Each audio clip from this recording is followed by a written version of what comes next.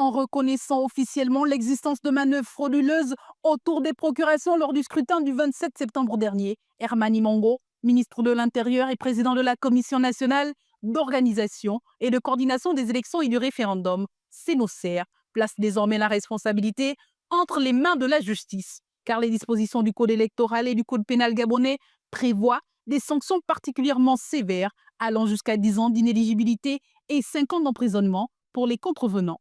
Dans sa note circulaire adressée aux commissions électorales locales, Hermani Mongo rappelle que nul électeur ne peut être porteur de plus d'une procuration et que celles-ci ne peuvent être délivrées que par les commissions locales ou consulaires. Mais surtout, il met en garde contre les cas de fraude avérés, citant les articles 146 à 148 du Code électoral. Or, cette reconnaissance officielle de violation systématique ouvre directement la voie aux sanctions pénales prévues par la loi. L'article 334 du Code électoral est clair.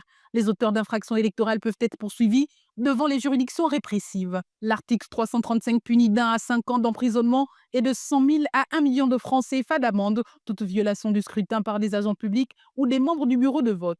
Plus lourd encore, l'article 343 prévoit qu'en cas de fraude électorale, les juridictions peuvent prononcer l'interdiction du droit de voter et d'être éligible pendant 5 à 10 ans.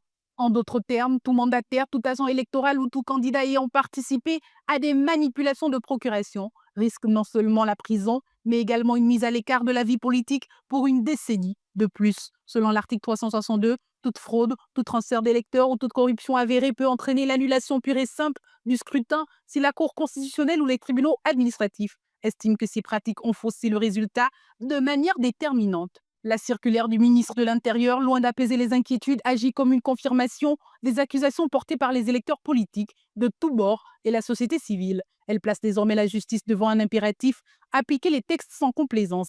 Car, comme le souligne l'article 337, quiconque a tenté d'empêcher le déroulement du scrutin, falsifier les résultats ou violer le secret du vote s'expose à 1 à 12 mois de prison et jusqu'à 1 million de francs CFA d'amende. Même les présidents de bureaux de vote qui auraient omis volontairement de consigner les réclamations encourent une sanction pécuniaire de 300 000 francs CFA.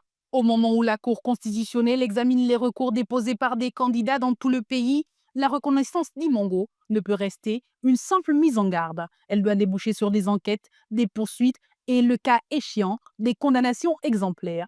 Car tolérer la fraude et le trafic de procuration, c'est consacrer l'impunité. C'est aussi mettre en péril la sincérité des élections et donc la légitimité de la Ve République. La loi existe, les sanctions sont prévues, reste à savoir si la justice gabonaise osera les appliquer face aux dérives électorales massives qui viennent d'être mises en lumière.